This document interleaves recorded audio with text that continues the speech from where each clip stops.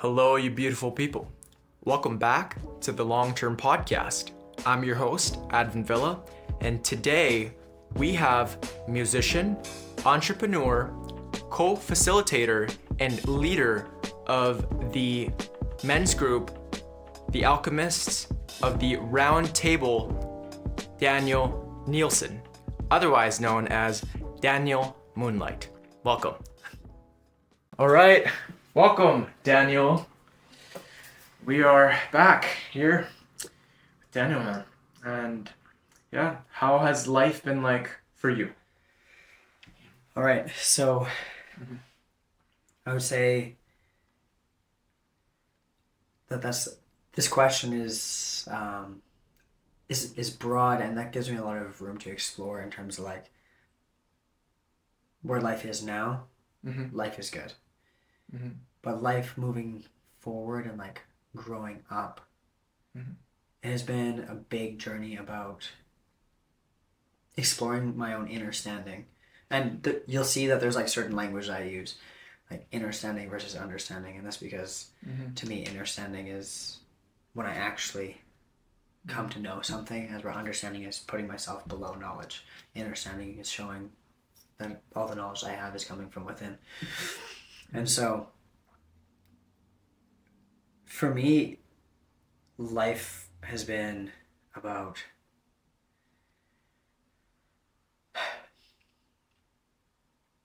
finding peace of mind. It's really been about finding order in chaos. And what does that mean to you? Order and chaos. Because I know in life, right, I always say we live in a very chaotic world. Yeah. And order is the antidote to that. It's kind of what Jordan Peterson said. Yeah.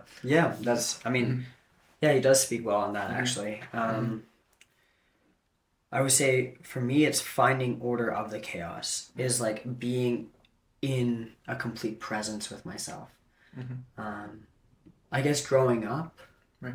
I grew up in a household that was beautiful. Everyone loved, and they also fought almost as much. And I think that's with every single family. Yeah. I've noticed. Yeah. It's my mom was a young kid. She was 18 years old with twins. My dad was 22, and he was still, figuring out how to party and not party. And for those of you listening, Daniel actually has a twin brother. Yeah, an identical twin. Right. Yeah. So, my dad is one of the most loving people I know. He's like, give the shirt off his back for anyone, and almost to a fault. And my mom is also so loving and went through a lot as a kid, and was like 7 days after she turned 18 had 2 kids, not even just one, but 2 kids. She persevered through it. Yeah. And so with that came a lot of like tumultuous ways, because for her it was an unlearning of the ways that she was raised and the people that she was around. And there's a certain level of conditioning. This is something I kind of speak to with people pretty often, is about how it's the idea of like karma. Karma is not like what I put out into the world comes back to me. That's kind of like sort of, but that's kind of the common misperception. Do you believe in karma? Yes, and I'll explain what it is. Yeah. Karma is actually like our unconscious patterns. Karma is if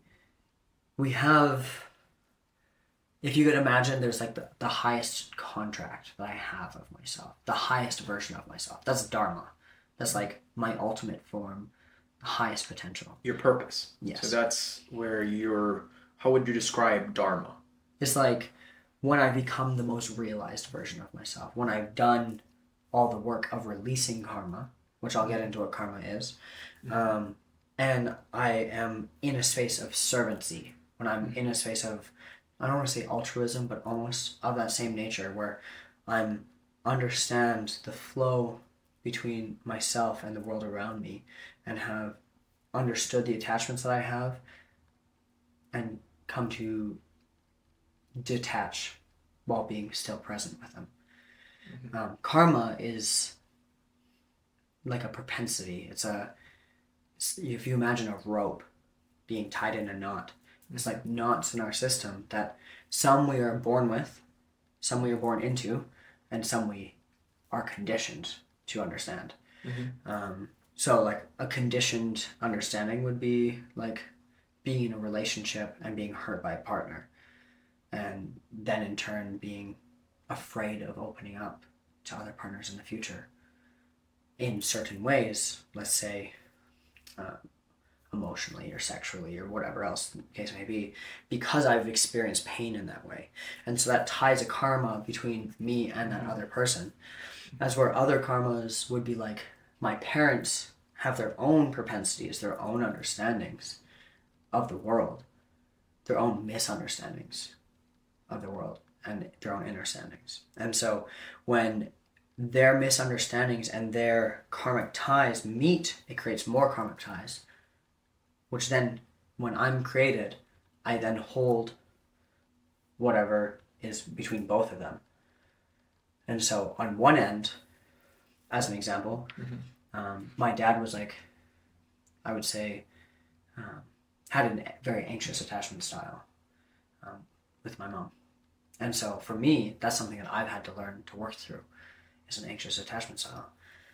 And my mom had like a little bit more avoidant, a little bit more of a temper in certain ways. And like they both had these different tempers that I've then had to learn to understand where they came from, to then clear myself of that, to then also allow them to heal. And so when that unties, that becomes dharma. And I wouldn't say it's fully untied yet. I still deal with that. But karma, it's the connections that you've made. It's the kind of the sensory feelings that you felt in the world, and these result in the way you're attached to people. Did I understand that? Yeah, I would say karma is like your lessons. Karma is like, would also be, for example, this year I'm working on willpower. That's my word of the year. A lot of what slowed me down before in the past is that I would say that I've been really lucky to pick up on things really easily throughout my life. I didn't really have to try very hard in school. I picked up instruments quite easily. Like a lot of things just came to me very naturally, and so I've lacked a lot of willpower in my life because I didn't really have to. I was quote unquote gifted, and so then there reached a point where I actually had to do work, and I didn't understand why I had to work hard for things, because then I always just kind of had like a cheat code within me, and so that is a karma. Is this belief of like not having to work and having a fixed mindset around my identity.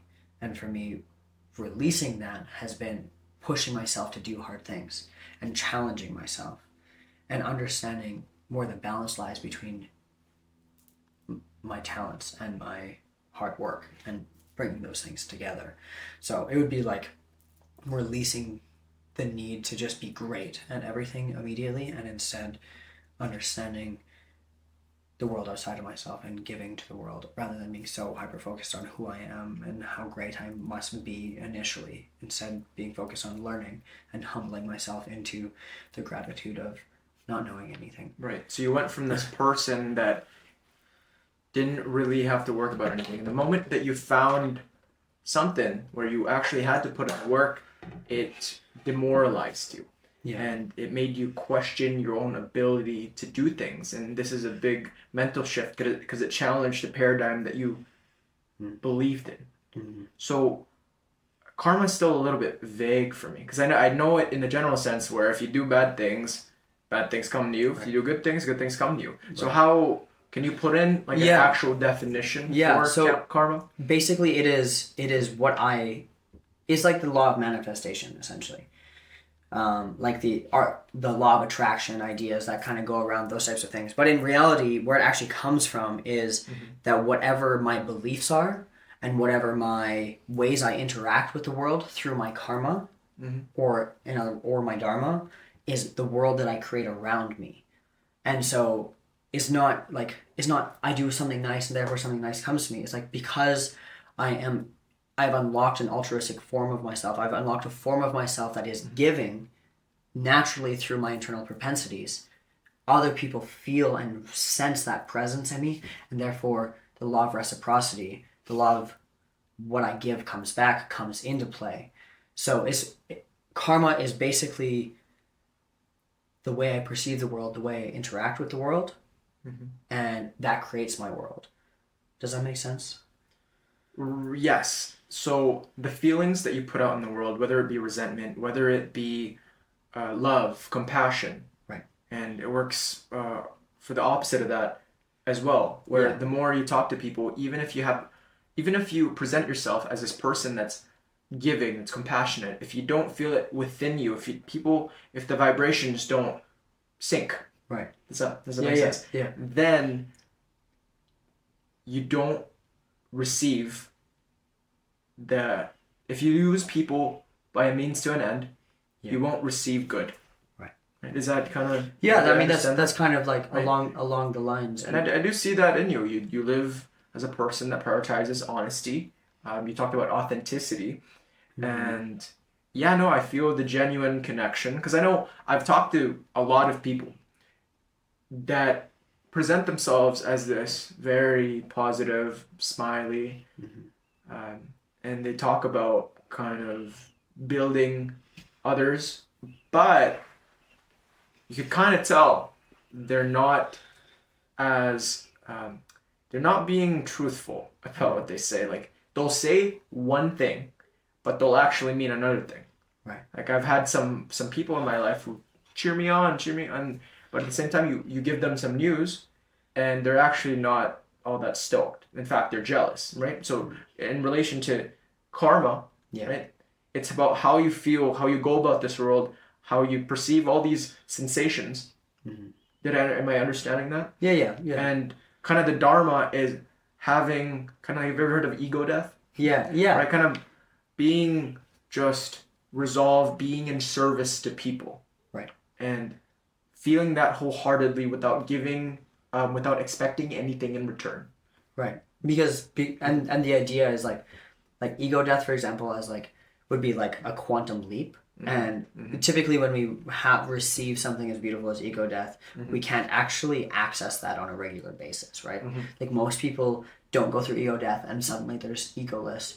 In fact, a lot of people go through ego death and grow a larger ego because they're like, I had ego death, therefore I'm... I don't know if you've heard of people doing that before, being like, I had ego death, so I'm great. I totally did that. I did that too. I've talked to some people where they experience something just very profound. Yeah. And the way they talk about it, it's like they're better. Yeah, and I certainly have been guilty of that, right? You experience something very profound and you feel very enthralled and thrilled about it. You want to share it with the world. And to some people, it actually seems like you're talking down on them. Like, hey, you haven't experienced this one thing that I experienced, hence I'm better. But you're not trying to extend that information, right? But that's kind of how I've felt when I've experienced those things. There's a propensity in there. There's energetically, I can feel that there's a belief within you that believes that, or within me that believes that I'm, and there was definitely a point from a young age of exploring psychedelics and whatever else at a really young age, that working with shamans and working with different teachers and having all these things where it was like, oh my gosh, I'm great. And a lot of it was because I was fed that. A lot of it was because people were like, oh my gosh, you're 14, 15, 16, 17, whatever ages that you shouldn't know these things, you're doing so good. And it's like that actually fed to me having such a large ego that I never even actually integrated any of that work. Right. It was like because everyone told me how great I was, I thought that I just had to keep the same, even though I had all of these monstrous internalities that were exposing themselves to others, and I would snap and be mean and aggressive or play victim, or all these different parts of me that I just never learned in those moments to actually integrate healthily, because I was already so great at one point in time, even though underneath all that was all facade, and underneath it was this crippling level of anxiety and pain and suffering that I did my best to not let on about, but unintentionally just seeped through. So when you experience all this pain and suffering and anxiety, Yeah. you said you kind of masked that by the persona, the facade of you being confident and blowing up at people and putting people down. Is that something you did in the past? I don't know that I was ever really someone who put people down. But you were cocky. I would say kind of similar to what we're talking about. I would play humble but not really be humble. Yeah, I've You know? I'm the same way. Back then I was friends with everyone. Yeah. But I was using people as a means to an end. Mm. Do you know what that means? Yeah. Absolutely. Right. Well, just for the viewers that don't know what that means, using someone as a means to an end is, sure, you could treat someone nice, right? You could be very positive and give that person a lot of help, but you have a hidden agenda where your end is to increase your status, and that's wrong. I think that's wrong, and so many people do that. Mm. And you should use people as an end. Helping is the end. You don't use them as a means. Yeah. And Kant is a popular philosopher. Immanuel Kant talks about that. And yeah, I solely believe in that, where when you do stuff for people, when you talk to people, you shouldn't use them as a means to an end. Helping them should be the end goal. Right. And if everybody did that without any hidden agenda, we would live in a better place. I agree. And you had mentioned psychedelics. Yeah. Right? You said it was fed to you. You mentioned fed to you. No, not the psychedelics. Not that. I would say The lifestyle. Yeah. Not even so much. I was just in different spiritual circles that were like groups and communities that were all, for whatever reason, so me, my brother, and my uncle, who we all share the same birthday, it's the day after winter solstice. Not to get into some craziness about it, but there's this whole thing in different belief systems as essentially how they chose shamans at one point in time was based on the birthday, or it has a lot of different meanings, and because of that, for whatever reason, entering into different circles, people would kind of give a certain thing, and there was a certain way that Chris and I carried ourselves as kids with such level of innocence while having such deep amounts of care that really vibrated to people, and people really drew to that as we were young, as I was 14 years old giving 40-year-olds advice. There was just this weird inclination for people to feed me this complex about a savior complex that I had, and kind of feed it to be you're gonna do great things. You're already way ahead of the game. Oh, you're this is where you are now. Imagine what it's gonna be like when you're older, and kind of just put me in a lot of positions of weirdly leadership positions, which is no fault to their own. I think that we all are a little bit lost in our own right, and when I see a resemblance of something that could potentially lead me closer to my own sense of home, my own sense of understanding, that I cling to that. And that's to no fault of any adult at the time, because as much as we would like to call people adults, they're just a bunch of kids who grew up, and we're all equally as confused about what it is to be here right now, and we're just trying to figure that out through our own collective communication and understanding. And so I think my brother and I kind of carried a certain amount of love as kids that really brought on a lot of different things for us, because we were always understanding. I grew up in households that was mom, dad, stepmom, stepdad, all from different walks of life, redneck to business people to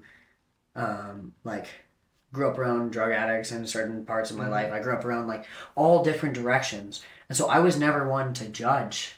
I was only one to understand from a really young age. And I think that was just misunderstood as some type of special thing, rather than just the innocence that it truly was, which was just a love. But so you were very good at talking to people. Yeah. Other people, and you presented yourself with confidence, and other people would attracted to that, and when they told you that you were great, that you were gonna do great in the future, and Yeah. it kind of fed into your ego, and you thought you were this special thing, and it got to your head. Yeah, absolutely. So, how did that all change? What did you said? You mentioned anxiety, and you said you were down at a low point. Yeah. Like, what did that? How did you come about finding that out? So, and this kind of will kind of trail into some topics that we might explore later on, but I was diagnosed with anxiety at a really young age. Right.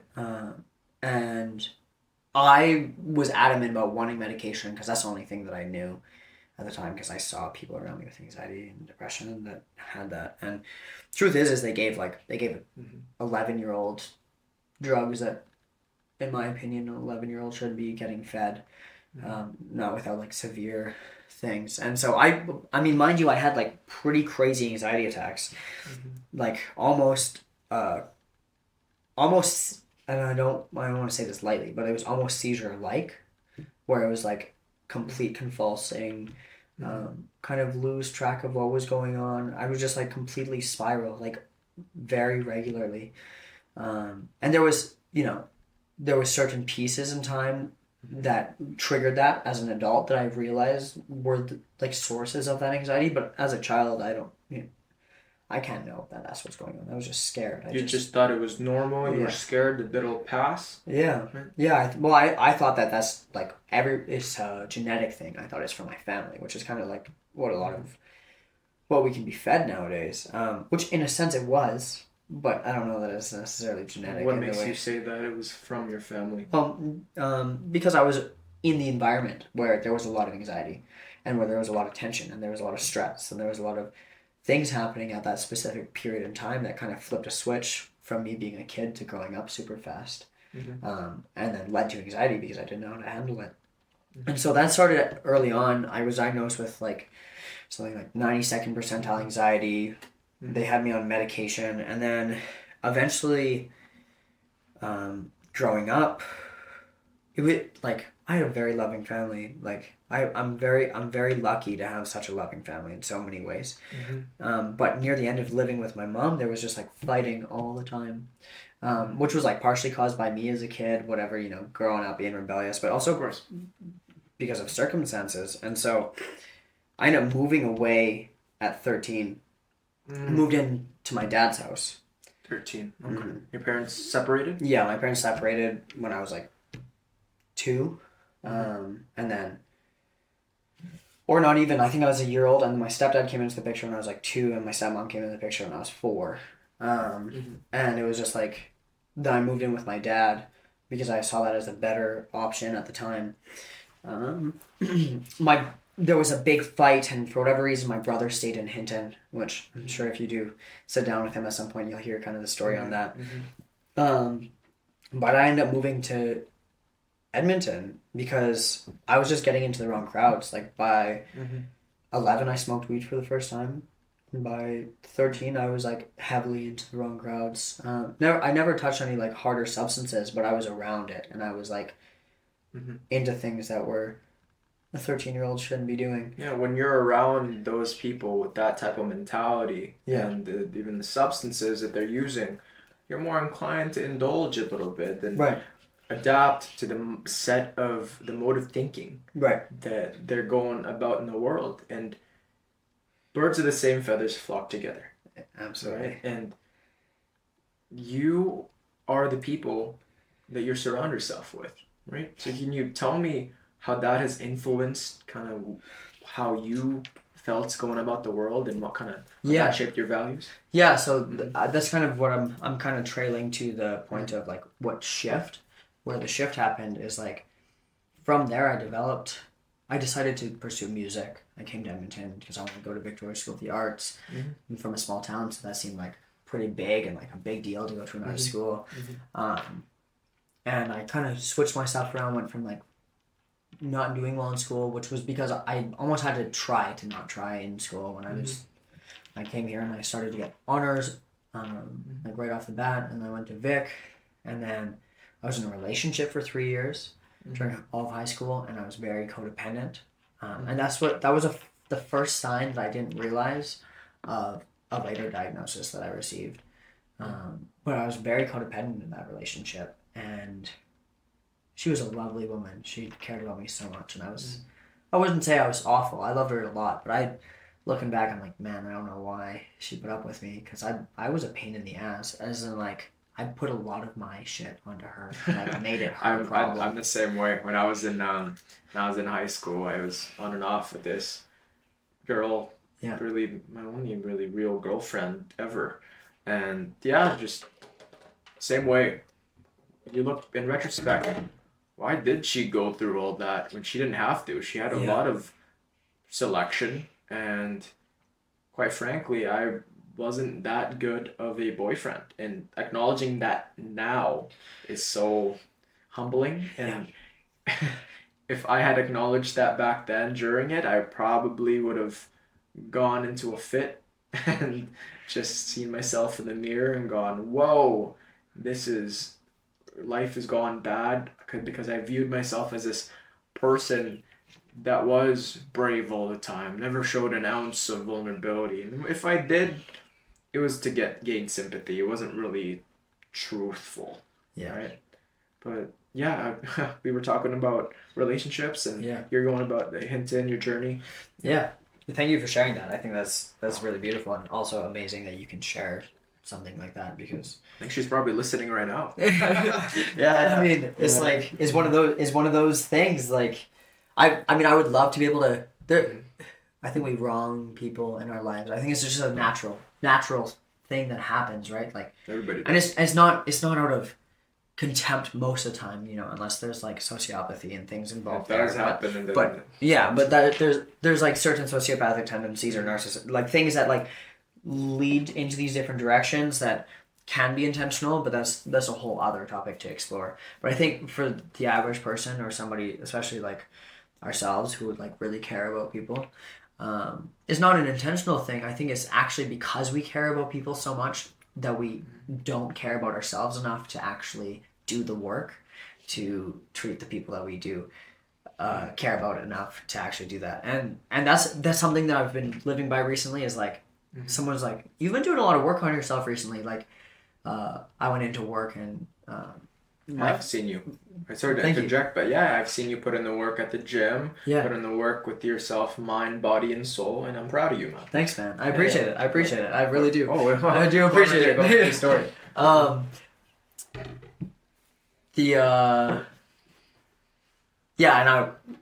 Something that I said was like, well, the people in my life deserve the best version of me. And I think that's kind of the mindset that I have now, is like, if I'm not taking care of myself, then what version of me are they fucking getting? You know what I mean? Like, they're getting the version of me that's like depressed and sad and hates life and is mean to everybody and aggressive, and like all the shadow things start to like explode outward, because they're not being inputted into places where they can thrive. They're being repressed. Anyways, so from there, then I went from that relationship, which was like in a mutual agreement of breaking things off, into a relationship that was somebody I became friends with in the beginning of moving to Edmonton. And I loved her so much. I really did. To the point that, like, out of high school, I decided I want to move out with her. And she cheated on me. I also was like pretty hard to deal with. I'm not gonna lie. I was not a great version of myself, but she cheated on me on 3 different occasions. I'm sorry to hear. I don't deserve that. And that's where the breaking point started. That's where the shift began. Like, genuinely, because up to this point in time, I was like, I got my Reiki mastership at 16. I'm like, what is that? It's a form of somatic healing and energy work. So it's like basically doing work through your nervous system, energy, body, like body, mind, and spirits, to help realign the energy within your system. It's like chakra kind of stuff, but like not so much, like kind of a balance between that and like somatic therapies. And it's essentially, I'll compare it to like, it's a somatic therapy. So And then with that, me and my brother and uncle were all on different like retreats doing shamanic kind of work, like doing deeper rooted work within ourselves. But my ego was so strong that I didn't even acknowledge that I didn't even know that I wasn't actually doing any of the work until I ended up in this space, in this relationship where I was probably the worst version of myself. I was like, I still am working through looking back at that version of me and going, fuck, dude. Yeah. Like there's still some shame that lingers there because I was an aggressive person. I've never been one to like. Do you struggle with forgiving yourself? At times, I wouldn't say necessarily around that situation. I've forgiven myself for that situation, and I think also within myself that there's like a certain healthy amount of, not shame, because shame is like identifying myself as a bad person. Guilt is like I drive down the road too fast and I get caught, and I'm like, fuck. Mm-hmm. Shame is like I drive down the road too fast and I get caught, and I go, I'm a bad person because of that. So I think there's a certain level of guilt of like recognizing that that's not a version of me that I will ever choose to be again. So I know where that marker is, but it's like the shame there is like minimal to none. Mm-hmm. But I think there was points of me that showed up like pretty awfully, and I was so codependent in that relationship that I wouldn't even let it go even after she had cheated on me multiple times. Oh wow. So you wanted to hold on to this thing even though she was hurting you. Yeah. Because you felt a fear of abandonment. And where do you think that stemmed from? The diagnosis was borderline personality disorder, which I've got a couple friends that have that. Right. Or actually 3 friends. And so the thing is like, sorry, I didn't mean to interrupt you there. No, it's all good. There's and this is where like my beliefs around mental health that we deal with now is like is broken in the way that we're dealing with it. What makes you say that mental health is broken? Not mental health, the way that we deal with the system. Health. Yeah, the system in place, because it's a means to an end. It's money. It's not about helping people anymore. It's been about money for years and years and years, and there's real people doing real work to help people, but I think the overarching systems that we have in place are not about help. They're about how much dollars I can make on medication and all these different things that have nothing to do with actually healing the deep psychological, like the deep psychology, not just amongst me and you, but amongst the people together as well as the individual. And so, yeah, basically the diagnosis is like the opposite of narcissism, but on the same spectrum, because it's personality disorder, which is like. I had a guest, Tegan Pisitney. She came out and talked about borderline personality disorder, and the way she described it is you're very prone to absorbing the feelings of others, and while other forms like depression, like bipolar disorder, it's just shifts in your brain. The way she would describe it is if she's around people that are very timid, very anxious, or just very angry, then she absorbs that. Everybody does absorb those feelings in one form or another, but for people with BPD, it's a lot higher of an absorption rate. Is that correct? I would say that that's like true to some degree of my experience anyways. I can't speak to her experience, but the core aspects of it are like fear of abandonment. That's like the deepest root of it is like fear of abandonment, which is like. How would you describe abandonment? People leaving. So, and this is rooted in like, I'm no psychologist, by the way. I just have studied a lot of psychology. Well, we all human interactions, and the way you feel that's real to you. When you have your words, these mean something to you, and you're obviously you're open to truth, honesty, and you're a person that's come from this very troubled youth, and now you're changed. And I would like to. I'm just kind of leaving the disclaimer. Like I'm no psychologist, so don't quote me on this. But I have been reading psychology books since I was 12 years old because it's always been an interest for me. And so the fear of abandonment comes from like early childhood is related to the way that I relate to my mom or dad, and it's when there's a certain level of separation that happens due to whether it's emotional trauma or something of that nature where I feel abandoned. And this can happen all the way down to like leaving kids in the cradle while they cry. This like there's certain things here that like have like this trickle effect through our psychology that are like kind of misunderstood. And so where this triggers back to is like tumultuous life at home. Like I said, very loving home. I don't want to talk anything bad about my parents. They were just kids who didn't know any better. Like I wouldn't. Well, you do say you have a loving home, Yeah. right? But then you were led to this path where you were surrounded by these people that weren't all that good for you, and your parents are divorced. Yeah. So is that? Why is that a loving home? Well, because I was loved, but they didn't love themselves. Okay. You know, so it was like there was a lot of pain growing up. There really was a lot of pain growing up.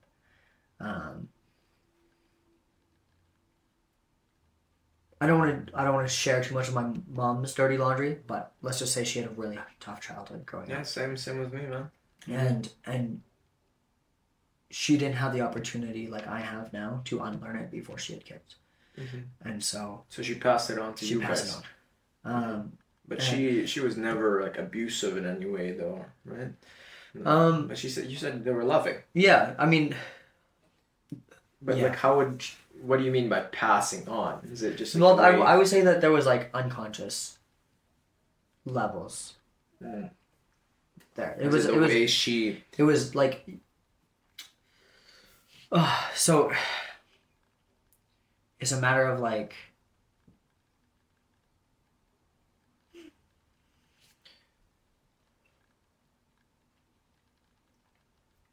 Let me think about how to phrase this in a way that.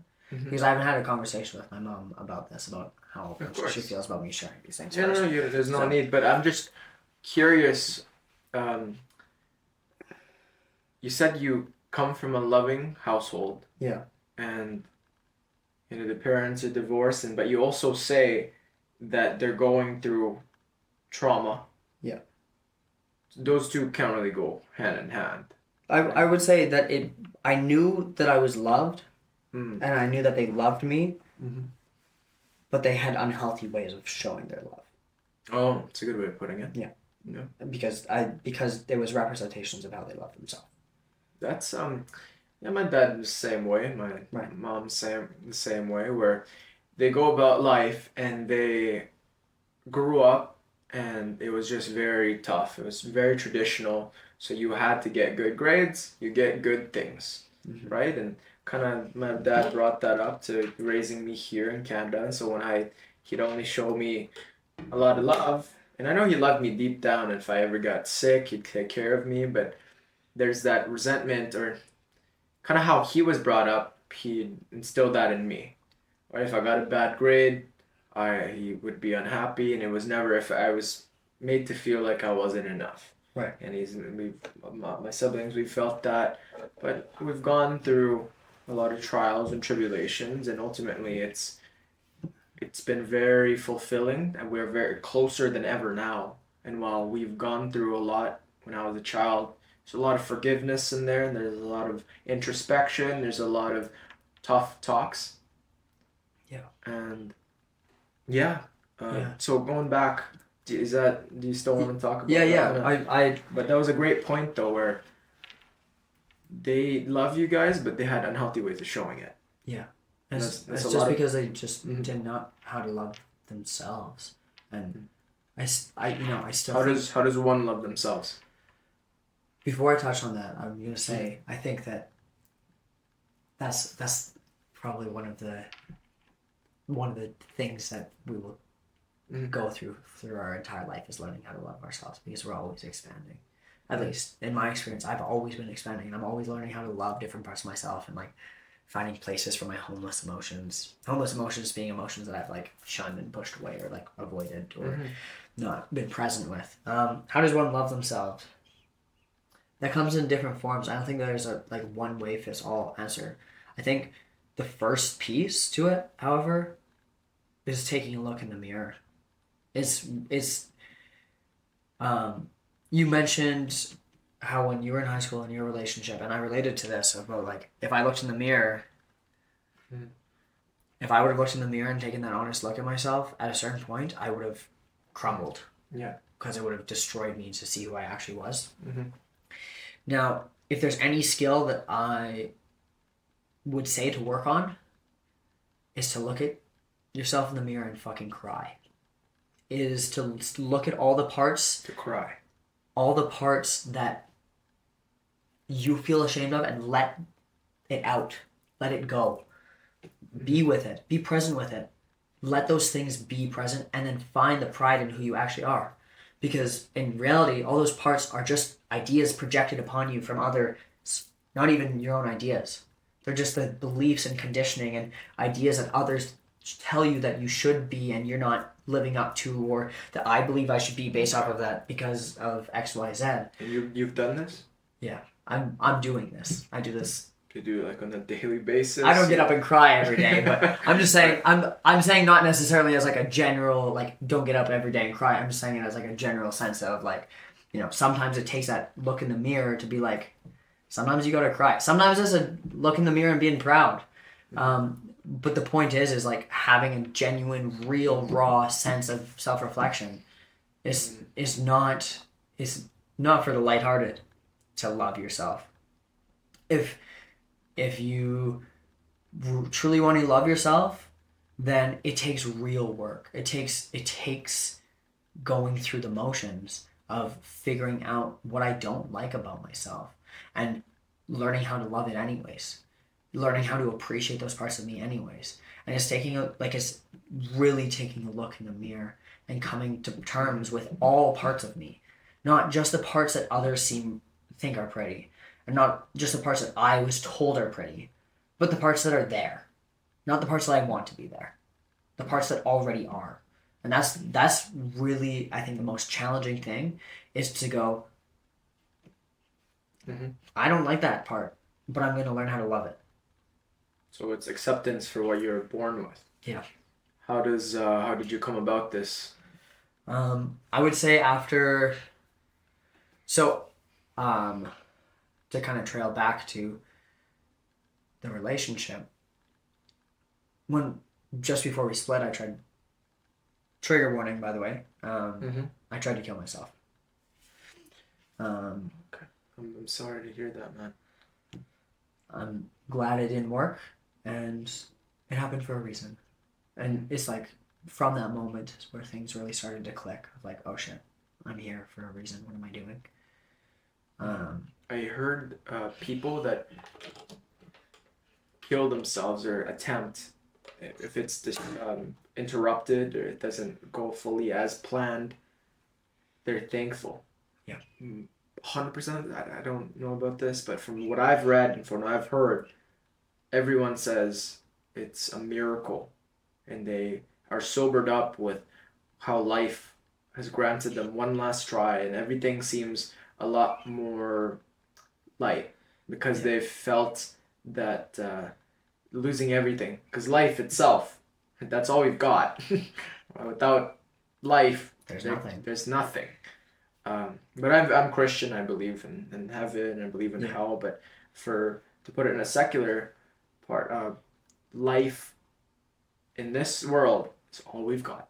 Yeah, that truly is. But how has that shifted your perspective onto everything? Is this kind of the big catalyst?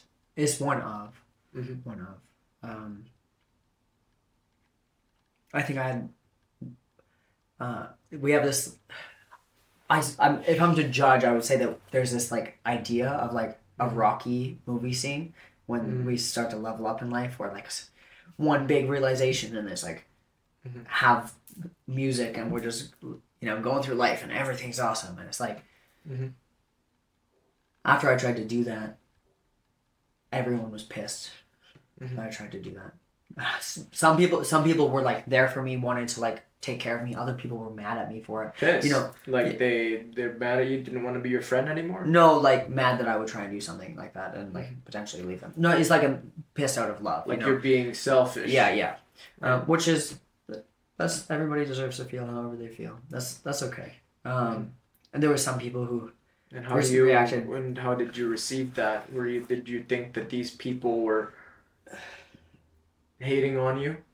No, I saw that it came from a place of love. There was certain people. I know somebody that I lived with at this time actually said something pretty nasty to me because he thought I was doing it for attention. He said, that's tough. He said, next time there's a noose in the garage, if you're really serious about it, and that was his way of like playing chicken with me, being like, I don't think you were serious about it. That's tough. That one really hurt. Like that one sucked. And he was like somebody who was really important in my life at that time, and that's where our relationship like began to fall apart because he was a teacher to me. He was a mentor of many kinds, and when he said that it was like just everything crumbled. Yeah, all of a sudden I lost a lot of respect and trust for him, and from there is where like I put in a lot of work into that relationship. And anyways, that's a whole other topic. But what made you make that decision prior? Did you think it was rational at the time? I thought I was doing the world like giving a gift to the world by really? Not being in it. Because you felt like a burden. Yeah, I felt like there was what ways? I think that I saw the trail in front of me of all the things I needed to go through in order to be a better person and to actually start healing and growing, and I saw how scary it was, and that matched along with, which is, I mean, if I'm just to judge myself, it's cowardice, and that matched with like how much harm I was doing to people around me, just like freshly getting the BPD diagnosis and everything else. It was like which for most people is like a lifetime of pain to deal with the diagnosis like that, like to actually come to that realization. And like I know some people who deal with BPD who are constantly, their entire life is a tumultuous state, which we'll get to. I decided that that's not what I wanted, and I now don't hit diagnosis for BPD anymore, like as of a year after that. But that kind of trails from this. I saw that everybody I loved around me distanced themselves, or I distanced myself from them, and that I couldn't show up for the people in the ways that they were expecting of me, and that because of that, like I just was constantly hurting people, and I felt like that's all that I did all the time was hurt people. And so because of that, I just really felt like that was the only way that I could unburden everyone, except like escape. But did you ever think about how it would actually burden everyone, that you are gone, that you will be missed because they love you so much? You won't be around to talk to them, you won't be around to support them. And yeah, did that ever pop up in your mind, or were you just so caught up in your own kind of the negativity, and you felt like a burden to other people? Did that? I think there was definitely those moments in between, because I wanted to for a while, where it was like the thoughts just slowly started to trickle in until it became like all consuming. Where did this come? Was it when you were 12? Was this when you're when did this thought become a rational solution in your head? Yeah, it was just before I moved to Edmonton as a 13-year-old, which I nearly had an attempt when I was 13, which is part of what. Wow. And did anyone know? Did you tell anyone? No. Did your brother know about this feeling? No. No? This is the first time I'll be saying this actually publicly, so. Wow. But. And you okay with? Yeah, that's fine. Okay. That's cool. Okay, that's okay. Yeah. So, but it's. I just want you to know, man, you're not alone. Well, I know I'm not at that point anymore. At all. But there was like, I needed to reach that point, and I know that sounds crazy, but like, I needed to be there, because without that, all the stuff that I'm doing today wouldn't mean anything. I had to reach the darkest pit of hatred for myself in order to actually learn to love myself, because it was the absence of love for myself that gave me so much appreciation for what I have now, which is that I do appreciate the man that I'm becoming, and that I appreciate the man that I am now, because I see that I don't damage people, and I never really did. I just was an angry kid. I was just scared, and I was alone, and I was afraid, and I thought that the world didn't matter because the person I loved didn't love me, and all, like there was so many different things that were just surrounding. They just added up. It just created this cluster, this cloud. It was like a smoke bomb that I couldn't see through, and all I saw in that smoke was that was the way out. Did you think of different methods to do it? Like, did you Google? Yeah. I was trying to find. At first, when I was in like more of a masochistic type of state, I was trying to find ways that hurt, and then I just tried to find ways that were easy, and then eventually I just decided to try and hang myself, and it just, luckily I don't know how to tie a knot properly, so it didn't work. That's a benefit of being an expert on everything. There we go. But I'm glad that you're here. Man. Yeah. I'm glad that the plan didn't fall through, because you are a person that deserves happiness. You're a person that deserves everything, right? And you're giving out to the world, and your idea of karma and your idea of just positivity, and your congratulations on 75 hard. This guy just did 75 hard, guys, and he's in another phase. Yeah. But I'm very proud of you, man, and you're a good listener. You're a great speaker, and it would be a disservice for you not to be around. So I'm thankful for you, man. Thanks, and thank you for being around. But yeah, bro, thank you for being authentic, for being truthful to that, because there's a lot of people are thinking like that. I don't know. I found myself in that kind of mode of thinking, not as much as to that extent where I actually fall through, but I thought it was like a route that I could take. It just popped up in my head. Maybe I heard it subliminally through like a song, or maybe like in the movie, or maybe it's just somewhere. It just became like a viable option. But I never have been in that kind of situation where I did go through and it was a failed attempt. Yeah. So, wow. I also want to say, for whoever's listening, like, there's people who care. And the thing is like, you're not getting rid of your pain. You're just passing it to the people around you. Of course, it's extended. And not only that, there's people who love you and want you here. And there's a certain thing, like I have people now who have that I just will never see again. And there's a certain type of quiet cry that you hear from their family members regularly, years later, that will never be worth that. Yeah. I promise you, whoever is on your side, whoever's there with you, like, they want you here, genuinely. It might be hard. There might be things that you're going through. Life might be beating you down to a point that you're like, I don't even know how I'm supposed to keep going on. And all I can say is just don't focus on the big picture right now. Don't focus on all those things. Focus on right now. Focus on what you're feeling right now and moving through it. Focus on the people who care about you. Focus on the people who love you, and expand from there. There's a whole life. Like, the experiences that I would have missed out on, the most magnificent people who showed me such deep compassion, so much love, that I would have never been able to experience had that actually happened. Yeah. It's unbelievable. There's so much beauty in this world.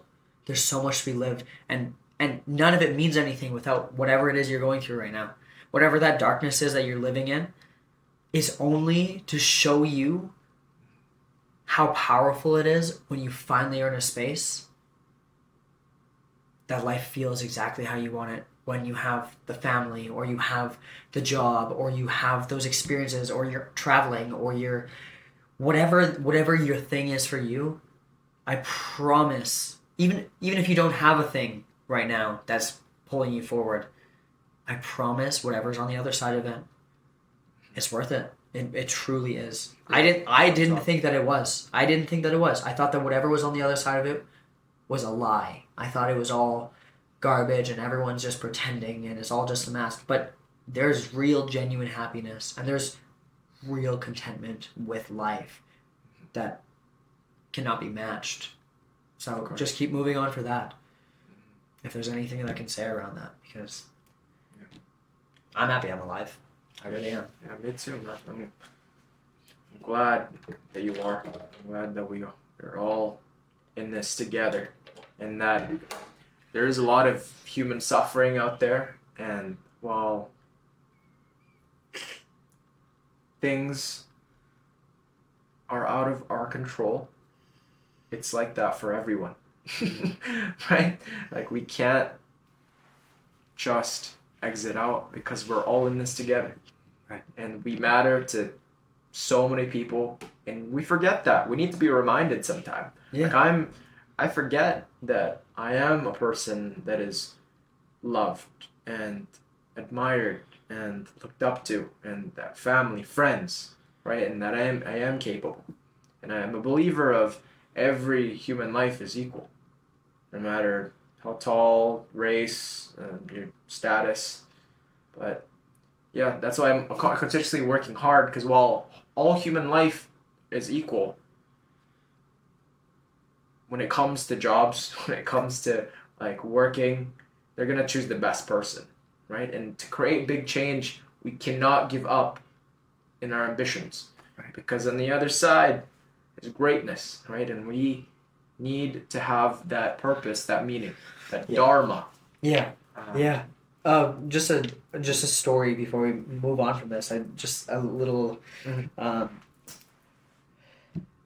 is a story about like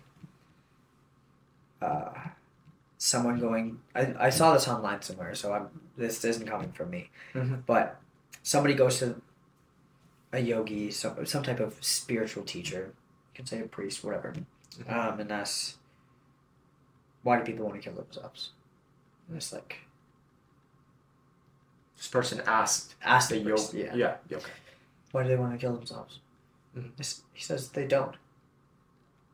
But people do, though. Yes. But if you take somebody and you plop them in the middle of the ocean, they're going to fight to survive. Yeah. If you take that same person who wants to die and plop them in the ocean and give them a life raft far away from them, they're going to fight. They're going to fight to see their family, to see their friends. Do that thing. They don't want to die. They want this version of them to die. They want this character to be gone. And so, in reality, you don't got to get rid of you altogether. You don't got to get rid of you altogether in order for it to go away.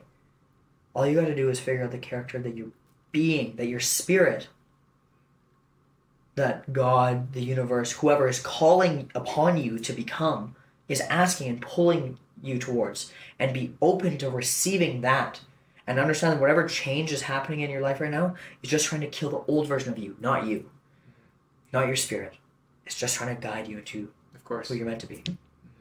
That's great. That's beautiful, man. I've definitely heard a lot of stories where people go through unimaginable suffering just to get to the other side. Like this rugby player. Did you hear about that? 1972, 1973. I think rugby player from Spain. They were flying out to Chile. There's a movie about it. It's called Society of the Snow. And it's these... they crash, and a lot of them survive. And the things that they have had to do were just... Oh, yes. Yeah. Crazy. Yeah. Just... Wow. I haven't actually seen anything, but I've heard about this. It was just insane what they had to do. And in -30. And everybody was dying around them. And there's so much screaming, suffering. But they did not give up. Right. But yeah, like you said, nobody wants to die, right? It's just don't want to be the version of themselves anymore. Just, kill that person that has the maladaptive behavior. That person, right? Don't kill yourself, right? But that side of you, Right. Right, and that's a beautiful way of looking And at it. that's what I came to learn. That's where the breaking point happened. You and asked one of the initial questions was like when did that shift happen? And that's it. All of a sudden one day I went. That's I just don't like this version of me. Yeah, and I see that you talk to a lot of people. I've met you. For those of you listening, I actually met Daniel in the gym. What did we? I think you heard something about psychedelics. I don't know. I can't remember what you know everybody at the gym. Yeah, I talk to a lot of people. I'm so introverted all the time. Yeah. How do you connect with people? This is a working piece. Because when I was younger, I felt like it was a lot easier to connect with people. And maybe it's that like innocence that I portrayed. But it was like there was this like natural like gravitational force around me where people like enjoyed my presence. Aside from like being bullied and stuff growing up, which was like a really prominent thing growing up. Like outside of that space, like people around me saw goodness in me. I think there was like a period of time where I was going through that state that I was talking about that was like people didn't really like to be around me, which it's okay. Some people don't know how to confront parts of other people that they haven't confronted with themselves, and that's nothing personal about me. It's just that other people just haven't went through that. I feel that it still happens today with me. Yeah, exactly. There's just one person that they just don't. I'm not their cup of tea, and at the end of the day, I can't force them. Right, and so for me, connecting with people, there's a big difference, and it's gonna be kind of hard to tell. I don't know how to quantify this into words necessarily, but maybe I'll do my best. There's a difference between you and I talking like this, and there's a difference between you and I energetically exchanging with one another. Right. Well, we're on the podcast, so there's people in the room with us. Right. And so there's a difference between me being in the presence of someone and me being present with someone. And there's a difference between being in the presence of someone and being present with someone. Well, one is you're kind of just there, and one is you're actually absorbing every single vibration that they're releasing. Right. And giving off as well. Yeah. There's a certain level that comes from certain spaces, described as like your Dantian, your space of chi. Dantian. It's like where your energy comes from in your body. These are sorry to interrupt. These are the Hindu. Are you Hindu? This is would be more like Buddhist. Okay, but yeah, tied into you take all these different parts of religion and kind of understand it in your own way. Is that what I'm getting at? I would say that we kind of talked about this yesterday. I was like, I'm going to share a little bit about my beliefs. My belief is like, I guess omniism. It's like, I don't believe that any religion is 100% true, but I believe that every religion holds an essence of truth. And the reason I say that is because religion is controlled by man, and therefore it is open and subjected to be put into different directions based off of whatever means to ends there are. However, if I can look at the genuine essence of things, of religions, they all hold some form that I can learn from to either connect deeper to God or deeper to myself. And Western religion goes through the form of like connecting to God to then connect to self, and go like having the ultimate faith and allowing that faith to guide, as where a lot of Eastern religions are all about the internal cultivation to then release myself to connect to God. And so there's two different forms to create the duality. You say Western, like Christianity? Christianity, yeah, Judaic. Like Judaism? Yeah, Muslim. That's Western? Yes. Okay, and then Eastern would be like Hindu, Shinto, Buddhism? Hindu, Buddhism. Okay. Yeah, so Judaic is not the word for it. Anyways, think as somebody who studies so much theology that I actually have the right words. But there's like different forms to it. And so for me, I believe in God, the universe. I believe in a divine source. Believe, and I felt the connection of that in ways that I don't even know how to explain on this It's your in this place relationship. without sounding crazy, right? Yeah. And that's the beauty of it. And also, while I've practiced both practices, not to follow the different gods and deities, but to have a genuine connection with source, God, whatever, and then a genuine connection with myself.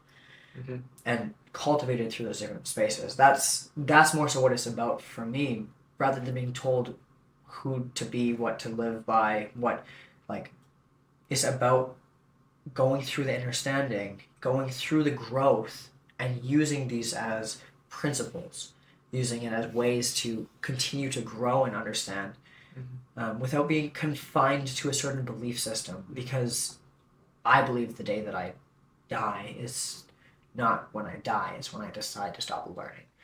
And so if I tie myself to a certain belief and I'm not open to actually understanding anything else, then do I really believe that, or do I believe that because that's the only thing that I know?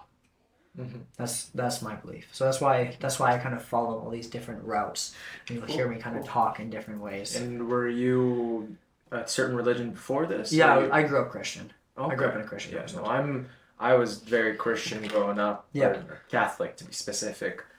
And we went to church every single Sunday, and then I hit high school. I think in middle school I thought I was like smarter than everyone, and I thought like, oh, where's the proof, and it wasn't until my life, like my own subjective rock bottom, where I'm like, oh gosh, like where's this? What's the meaning to all of this? And then I found solace. I found it was very cathartic to have Christ by my side. And I thought about Jesus and how this person was sent to us, God who loves everyone, and he was questioned. Jesus had all the power in the world to blow them all away, but he didn't. And he's the epitome of what it means to be compassionate, to spread love, peace, and I continue to live my day-to-day just like Jesus. Yeah. Easier said than done, because that guy of course. had everything atrocious happen to him. Everything that was just diabolical, and everybody questioned him, and they said he was a liar, and they not only mentally harmed him, but physically as well, but that didn't change anything in his soul. He still trusted his own thought. And then in the end, he did kind of question God. Why he's on the cross, and he did question why this is happening to him, but he still put up with everything and had faith, right? I do experience that doubt where I go through a lot of bad stuff, and where's Christ in this? Where's meaning into this? But then I think of, I just think of Jesus, and I think life will never be perfect, and that's and everybody's got their own journey in life. There's a lot of people that follow Buddhism, and the meditation helps them, and the Buddha just not valuing as much wealth, and I do that too. I call myself a minimalist / just cheap. But and then I've heard of Dharma before. Jay Shetty, the Living Like a Monk. He talks about that a lot. And there's all these different little nuggets in every religion, and they're all spreading good, right? Rarely, if you in some religions, it's very like some of them kind of alter it into like. I would say it's just like radicalized forms. Very radicalized. Yeah. But if you actually take it in for what it is, it's all kind of. I don't want to say the same, but it's extending a similar message. Of the same thing. Yeah, it's all just looking for we're all together, and we gotta do it for other people, be in service, and to be comfortable with ourselves, and to spread love, and be at peace, and to receive trouble, and to be okay with it. And that's just, I feel like bending reality, right, and going against the grain, of love, of compassion, of what does work, you're just creating a whole lot of trouble.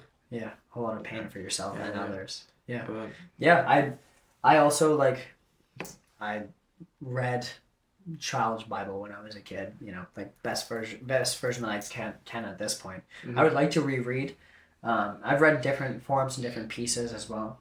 Mhm. I definitely am somebody who like follows and believes in Jesus and all of that type of teachings. I believe in what the teachings are of, and like, and I also think about like, if Jesus was present, he probably wouldn't abolish other religions. He would probably accept them. He'd understand it. He'd understand Right. the world for what it is, and he'd try his best to accommodate for everyone. Right. And I think if everybody looked up to him in that sense and tried to be just like Jesus, this world would be a better place. Yeah, absolutely. But yeah, do you want to take a little break? Or do you want to add something more to religion? Just one piece here. I had something on the top of my mind there. Oh, dude, I hate that feeling. Right? It's like right there. It was there. But I was talking about like the Dantians, the chi, basically like source of your energy. I'm trying to remember what that thought came from. Do you remember what that was from? Chi, we were like talking about like mindfulness? No, like karma? Chi, kind of the energy flows. Maybe we'll take a look and then we'll touch back on it afterwards. Okay, rolling. So Daniel just remembered. I just remembered a piece we were asking about, like how I connect, and this question comes from a place of a teacher that I had that I would say like helped me work through a lot. I'd say like a few hours with her was equivalent to like 50 therapy sessions, and like that's not an exaggeration. I'm being serious. That like she didn't accept anything except for the truth. Mm-hmm. I wasn't allowed, like if I spoke something that wasn't coming from my heart and wasn't coming from like the genuine place that it was coming from, it was just like a mask or some like conditioning belief that I thought that it was, she would sit with me and go, try again. And it wasn't until I could feel the energy shift in my body that it would come up. I mean, I guess I would say like where I'm leading to about like chi or like energy, something of that nature, is like there were a few times because I was growing that I wronged her while she was teaching me. I just was disrespectful. I just like I wasn't. You thought you knew better? No, not even that. I just wouldn't show up. It's like she was taking time out of her own time without any payment except for me just to like help her with certain tasks and things, and I just wouldn't show up in the ways I needed to. And there was one point where I apologized to her, and it was like, I'm sorry, and I said all the right things, and then she looked at me and she was like, okay, I'm going to teach you something right now. And she showed me energetically, she was like, say you're sorry. And I did. She's like, okay. And then she looked into my eyes and was like, right, Daniel, I'm sorry. And like energetically, I could feel the connection. I could feel the meaning behind. She's like, I'm sorry that you're not receiving this right now. And then it just had this shift of like, oh, this is what it means to really connect. Is to not have my walls up, not just be guarded and like in my own self, but to actually exude outside of myself and allow this is where the energy Dantian kind of idea came out. It's like exude out of my energy points of my mind, my heart, and my gut. Fully open in vulnerability, fully show up and fully connect. Not to guard those places. But I think that the most genuine form of strength is vulnerability. Is like authentically going, this is how I feel about you. This is how I feel in this moment. This is where I am right now. Nice to meet you. And genuinely mean nice to meet you, not be like, hi, Advent, nice to meet you. But be like, see you, genuinely. And this is a practice that I'm currently working through right now. It's like re-tapping back into that and like really finding those connections. Because when I lead with that, the connections that I hold are so much more true. Because it starts, the way you start a relationship holds a lot of precedence for what it becomes without later needing to have conversations about where you need to direct it. If I set the precedence for it to be an open, communicative, understanding space, then it will naturally be that. And only with my indifference to myself and directing it through my own actions will it alter that direction. And then I will have to bring it back. But if I open a relationship out of like closed off, not sureness, whatever that comes in as, even if it's anger or fear or whatever, that'll set precedence for that relationship.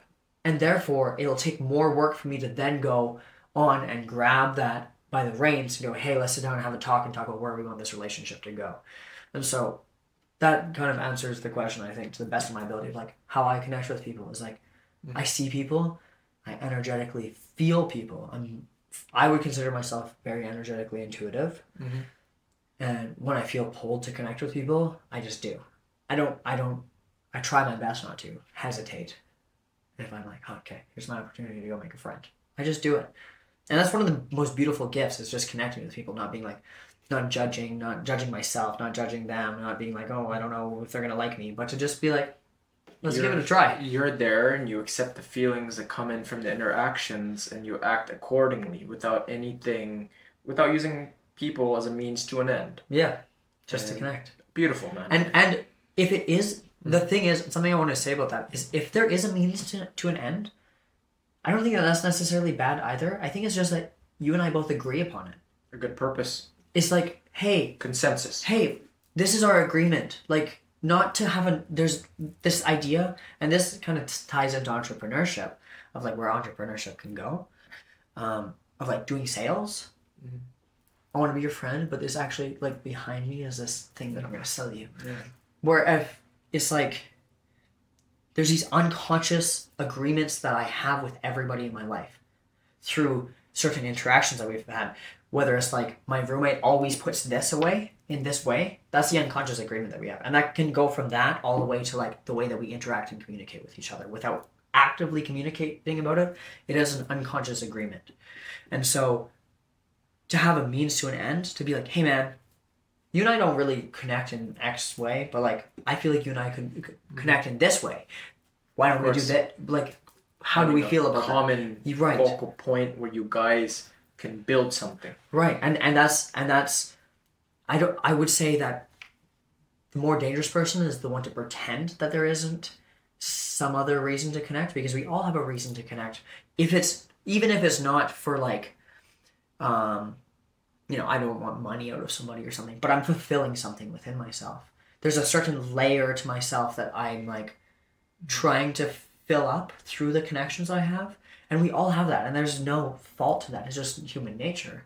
But it's a matter of like having those conversations with myself and then with others about like, hey, by the way, you make me feel like this. You make me feel good in this way. And having those things and then finding that agreement upon that, because it creates a lot more healthy, open communication and kind of mitigates resentment. So I would say that's not how I always interact. Sometimes I don't interact with people well at all. Sometimes I'm a grump, but like for the most part, that's how I aim to.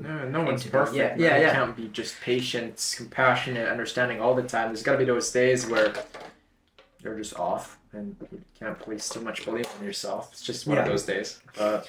No, we didn't touch up on music actually. Yeah. I would say that's a pretty big piece, and that'll kind of tie into a couple of pieces as well. So. Yeah. So how does music play a role in your life? I would say that it pretty well is my life. I moved to Edmonton. Like, aside from like the tumultuous layers, I moved to Edmonton to pursue music.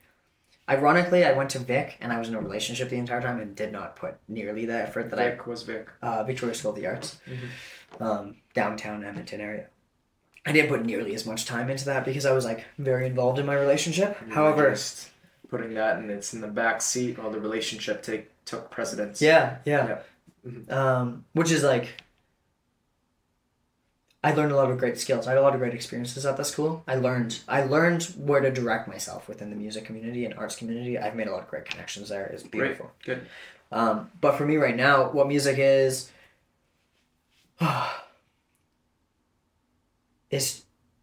I don't know if I'd be here at all if it wasn't for music during all those hard moments of my life. Like that's the thing that got me through was like either listening to music, playing my guitar, singing, whatever it was.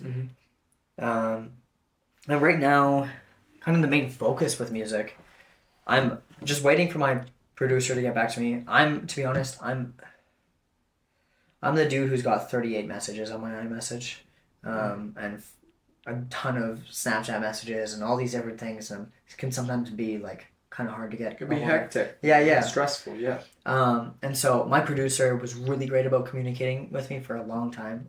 Such a dope dude. And then I was terrible about it. I was like, I messaged him back like 3 weeks later. Oh no. Truly due to my own fear of myself and of my own capabilities and feeling unworthy of the music that we were creating together.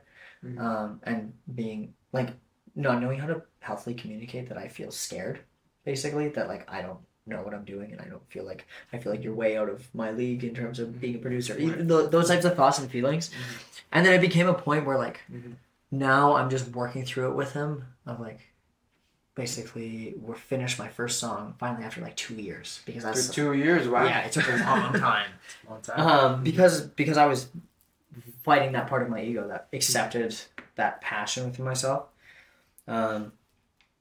And I was also on my entrepreneurial journey during that time as well. But the first song that I wrote is called Here I Go Again. And it along with other pieces. So the idea for the album that I'm writing is on the idea of like transmutation. It's on the idea of like taking emotions and feelings and like propensities, ways of being, and finding their dharmic form, essentially. Like taking karma and turning it into dharma. Or taking grief and turning it into gratitude. Taking, in this case of the song that I'm finishing up right now, I'm just basically waiting on the final edits of the master that I sent in. And I should be releasing that. I'm going to bug them a little bit, probably within the next month here. Okay. Just working on some PR. So that's like the first song? First song, yeah. First song release, yeah. You're going to be going by Daniel Moonlight? Daniel Moonlight, yeah. Okay, so Daniel Moonlight, guys, make sure to listen a month from now. We'll be giving him a shout out. Here I Am for you. Here I Go Again. Here I Go Again by Daniel Moonlight. And so this song is like, it was basically in a victimhood state. It started out as a fuck you kind of love song, like you screwed me over type of thing. But it actually, through the writing of the song was when I started to do some real work with myself. And the song actually became about like how I'm utilizing everything external to myself to fill myself up and not actually, and blaming everything else and not taking ownership over my life. And basically the song is like my journey out of victimhood into like self-love and like stopping from going like this to going like looking in the mirror and doing that crying thing I was talking about. Pointing at people, it's your way of escaping that pain by looking into yourself. Yeah. And finding solace and acceptance and finding self-improvement to be the best course of action. Right. Did I understand that? Yeah. I would say not even escaping pain, but confronting it instead. And being with Face your fears. Right. It's like if there's one gift that I have learned over the last couple of years of like my serious growth, it has been that happiness isn't the goal. It is my ability to confront things head on is the goal. It is my ability to be, when the pain arises, to fully allow it and to not tell it to go away, but to allow its presence and be with it and then let it move past. That's awesome. And so that's what a lot of the journey of that song was, is like the transmutation of victimhood. Cool. And that'll be basically what the album is about, is like different things. Like I was known to have a temper as a kid and talking about So it's an album? First it's a song, and then the song is going to be on the album. The album is about transmutation. Cool. I'll be sure to listen. It'll be available Spotify? I'll put it everywhere. Spotify, SoundCloud, Apple. Okay. Cool. The month isn't for sure at this point. I got to see when I get the mix back, but it should be right away here because that's the thing. By halfway through the year, I said I'd have that done. So yeah, I would say music is just like if I'm not doing something, I'm probably humming a new part to a song, or I'm writing poetry, or I'm listening to another song that I listened to earlier, but it's just playing on repeat in my head. That's like that, or thinking about how to better my life, or a lot of what takes up my mind space these days. And it's interesting because like stepping into from that, I guess, into entrepreneurship. I know you had some things you wanted to ask about entrepreneurship, right? Yeah. Why are you an entrepreneur? I mean, what you said that connecting with people, that's one thing you touched up Yeah. on, and what do you seek to get out of it? For me, it's a matter of bringing in a proper passive and residual income. It's about like creating.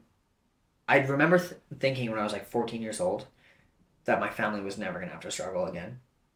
Financial freedom. I wanted to give my family financial freedom. I was like, I don't want my parents to have debt. I don't want my siblings to have debt. I want my kids to have debt. I want to make sure that all the people closest to me in my life can do what they want, not what they have to do in order to get by. Yeah. And part of me said, like, I'll be willing to do what I have to do in order for them to not do what they have to do. They can do what they are meant to do.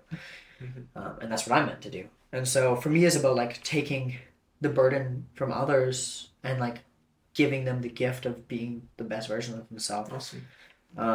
Entrepreneurship for me is also like a really vulnerable place to be in. Like, I don't get to be a good entrepreneur unless I really look in the mirror. Like, I gotta record myself on sales calls. I gotta record myself in all these different places and like keep track of things, and it helps you grow. Right. It's like it's really there. So it's for me. It's always about growth in some form, whether it's music or whether it's always about growth. And the idea behind this is to have the proper income to then eventually go to school to get my PhD in psychology, to then go down the route of going and creating like a holistic center of forms with my brother, who you'll hear from, that he wants to get his PhD in neurobiology. And basically we plan to do research and look at the ways in which we are currently treating expressions of mental health issues rather than getting to the root of mental health issues, and that there's a much more holistic approach than we're currently taking. And there's a lot to that I wouldn't be able to get into right now, but that could be a conversation for another time. Awesome. So yeah, it's basically to back that up. And I just like the idea of knowing that the people I have in my life are taken care of, that I don't have to worry about anything financially, that medical bills, whatever it is, I'm there fully shown up, and that I want to be the person that people go to for help and advice, and I want to be continually growing. And I think to be a good musician, or to be good in any areas of my life, to have the freedom and idea of entrepreneurship is what's going to truly get me there. It's going to give me the opportunities to take courses to build better relationships, to build better relationship with my finances. Everything's a relationship, right? So with my family, with myself, with the way I create my fashion, whatever it is, like, money isn't the answer, but it is a tool in the process. And if I can utilize that tool to then leverage it to make some real difference and help people's lives, then money isn't money anymore. It's just an energy that I'm using. Cool. So you want to be a musician, and after that, you entrepreneur after, and after that you want to pursue your PhD. So would you be an undergraduate then for like? Then you need your undergraduate, and then your master's, then a PhD. Yeah, I know. It's a this lot. is a long time horizon. It's about 12 years. 12 years? Yeah. Okay. So I know that we're pretty, we're still in our 20s though, right? But so you plan to kind of get all that, like once you get your PhD, how long do you think that'll take you? The end goal, like 40? Yeah, basically. Yeah. And I'm not one to shy away from the time frame, because to me it's more about the journey. I want to know that when I show up at the point with the practice, that I'm embodied in myself, and that I've experienced enough to actually fully show up and not be doing a lot of what we're doing now, what I judge and see that we're doing now, which is like showing up in boys and girls pretending to be men and women, Mm-hmm. trying to show up for people. And I would like to be embodied in my masculine energy and like actually be the man that I know that I am, who's able to actually properly hold the order and structure and put all the right people in the right places to help make a real fucking difference. You have a good heart, and as long as you keep pursuing it and do not let the self-doubt, the haters take you down, you'll go far. I believe that. Thanks, man. So you're part of this men's group. It's called the Alchemists of the Round Table. Yeah. Yeah. So no girls allowed? Yeah, I mean, and I know it sounds, I don't know. I don't know if it sounds any specific way. The idea of it is to be a safe container for men to grow. And I think there's a certain level of growth that happens within brotherhood. Just like women, I believe, need sisterhood, like equally as much. For this is like, so I'm not the founder of this organization.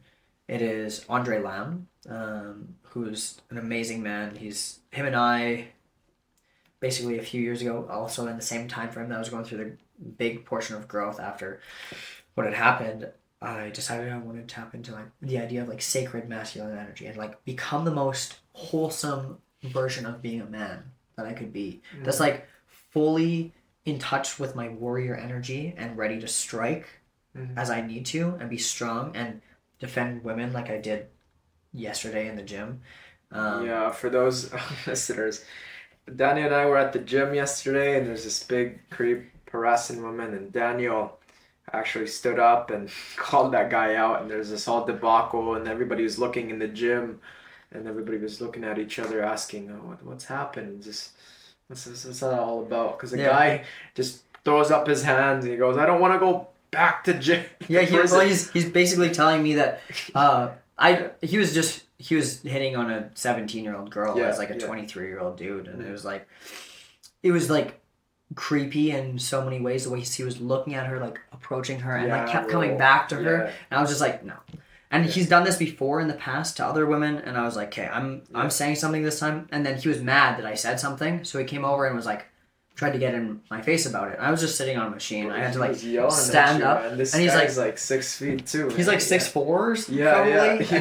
And I've been doing martial arts since I was like 4 or 5 years old. I'm not really that concerned about that aspect of it. Of course. It's more so he looked like he was maybe on something. That's more what I was worried about.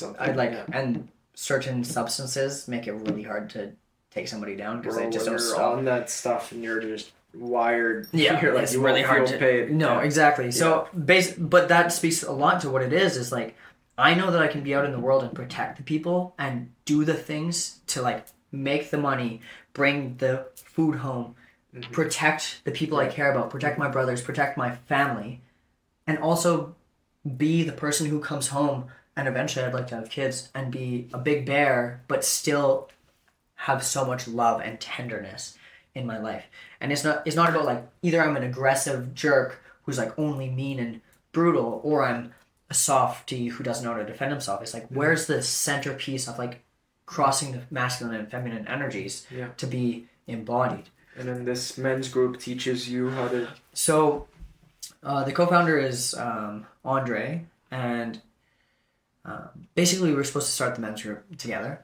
However, the point that I was in my life, I had too much on my plate. I had the music, I was running a financial brokerage, which was like a lot of my journey in the entrepreneurship to begin was like being mentored by people making multiple 7 figures and like trying to keep up with them and whatever else. And it was beautiful. It was a great experience. Lots of great people to be around, but I didn't have the mindset for it at the age that I was in that part of my growth. And then I was just taking on too much, and then also wanting to do the men's group and having terrible time management skills. So he ended up getting started. Him and I went to a men's retreat for Sacred Sons. Another podcasts out there as well. They're great podcasts, and they have a big community across the world. So we went to Convergence 7, is what it's called, and it was like 444 men from around the world. Like I'm talking like Africa and Europe and Guatemala, like anywhere and everywhere, all meeting in one place, all in the name of love, in the name of like trying to connect with other brothers to be. iron sharpens iron. There's this idea of like, I can swing an axe all day, but that's just lone wolfing it. If I swing it at logs all day, it's going to dull itself. But in order to sharpen the axe, I need steel. And in order for men to sharpen men, they need other men. So... It's in the Bible. Right. Iron sharpens iron. Exactly. And so this is exactly what this is like being around other men who are wanting to become the realest version of themselves. And so a lot of the work that we do, first of all, is like we have a Wednesday night call every week, which is a transformation call. And we focus on the 4 main archetypes of Jungian psychology. So it's like Carl Jung. Yeah. So it's king, warrior, lover, magician. King energy is order. It's father energy. It's the way that I am in community. Warrior energy is the way I pursue my passions. It's the way I pursue what I love and what I know and understand about the world, and like bring it, go grab it and bring it into myself. Lover energy is the way my intuition is, my childhood self, the way I connect relationally. And magician is the way I pursue knowledge. Now, someone who's a king but lacks in their lover energy might be a tyrant. Or a warrior without lover energy is maybe a masochist, or like harms people with their warrior energy. Someone who's no lover energy but a magician is more of a sorcerer, because they're using it to harm, using their knowledge to create damage.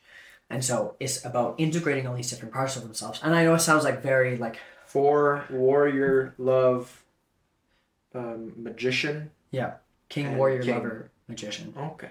And balance in all these sectors provides stability in a man's psyche. Right.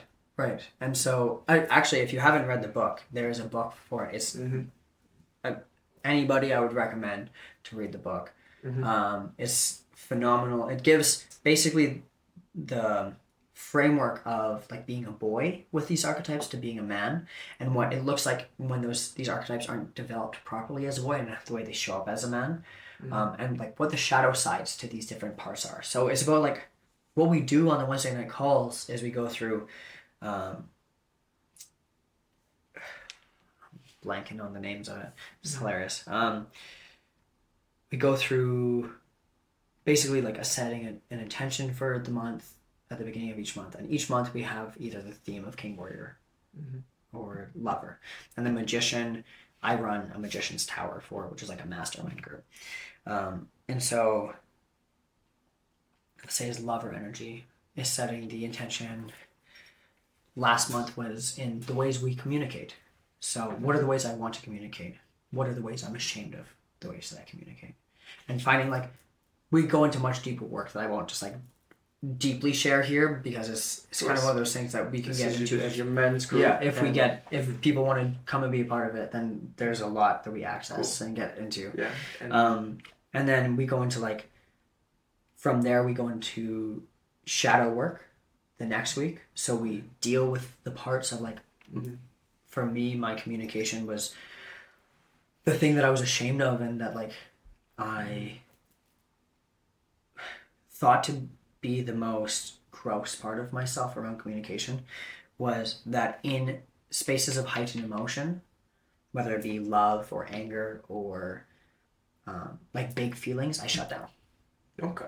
And that's something that I worked with last month, and I feel like yesterday felt like a good representation of that. And that's because I'm afraid of, at that point I was afraid of the ways that I would go overboard, or like I didn't trust myself around the ways that I communicated, because once I let it out, then it was all out.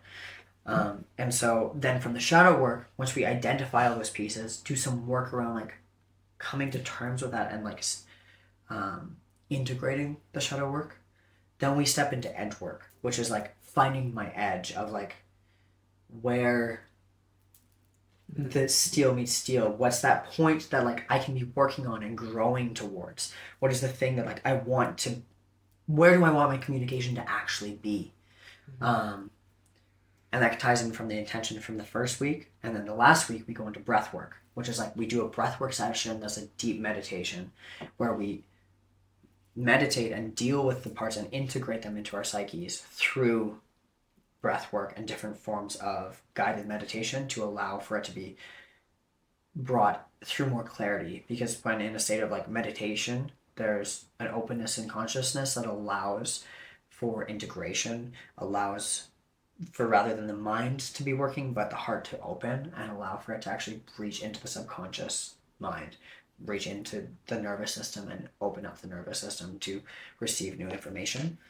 And then the piece of what I'm doing there right now is we're doing a mastermind every week. So as we go through the different lessons, love or energy, for example, we are going, let's say the communication, we're then on the point of what are the real activities that I'm going to be doing. So on the Tuesday night, I sit down and go, okay, so here's what you want to be doing. Here's your intention for the month.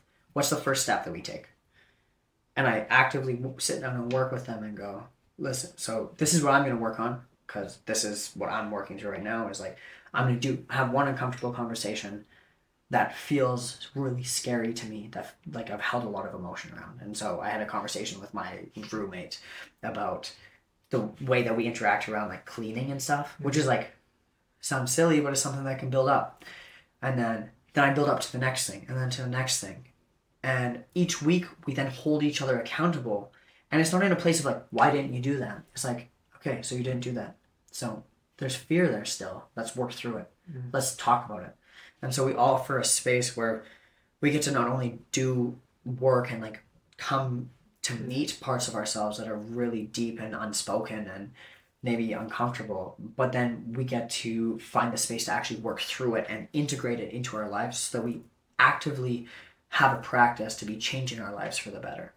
And the reason that it's like a men's group is because there's a certain level of safety there within men, confiding within men, that I feel like we are missing currently in society of like healthy brotherhood. Is competition. How can I steal your girl? How can I get something better than you? This type of thing. And what we're working towards is creating that brothership where it's like, rather than that, it's like, I'm going to support your business, you're going to support mine. I'm going to be here to pick you up when you fall, you do the same for me. When I see you succeed, I'm going to make sure that you know that you succeeded because I'm going to celebrate you. And really building that. And with that, like, at least for myself, the changes that I've been through over the two and a half years now of like really going through books and whatever is like, it's tremendous. It's tremendous because I've been able to heal the masculine parts of myself and the feminine parts of myself, my mother and father wounds. And then therefore also help both of them heal, which has helped my life tremendously. Tremendously. But that's not the right word. Tremendously. Thank you. And then the other piece is on Wednesday afternoons, we then do like a book study every week. And this Wednesday, 12 o'clock, we sit down and we study some type of book that's like, right now we're reading No More Mr. Nice Guy, and we have some stuff set up in terms of like some good questions, ways to contemplate and talk about it, and ways to integrate it as well. So we have just like many different spaces that we work in. And then once a month, we'd have everybody meets up and we have some type of event, whether barbecue or like conscious communication or different types of things that we work through in like a in-person setting.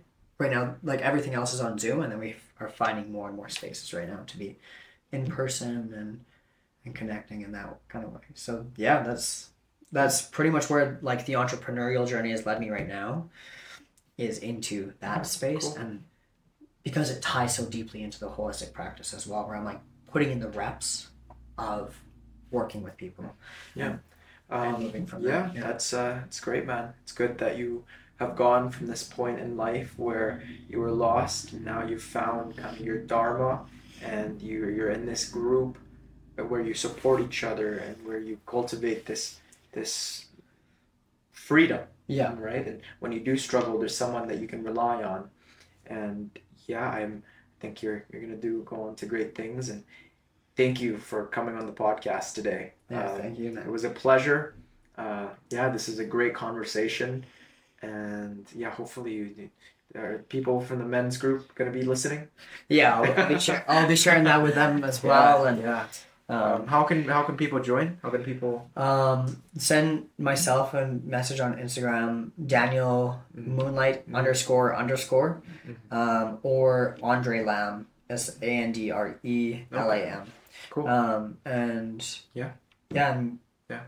I'm gonna be talking to him as well about maybe creating a page or something that we can start to have as well. That'd be cool. Yeah. But yeah, it's a great place to be supported in, and even just to be in the outer circle, just to have we have an outer circle and an inner circle in terms of like different types of work that you want to be doing. Cool. So. Yeah. But yeah, guys, as always, to everyone, you matter. There's a place for you in this world, and there's 20 seconds until this fills up. Man, we've used up every last bit of space. But yeah, keep it long term, everyone. Keep it long term. Thank you, everyone. Pray for peace.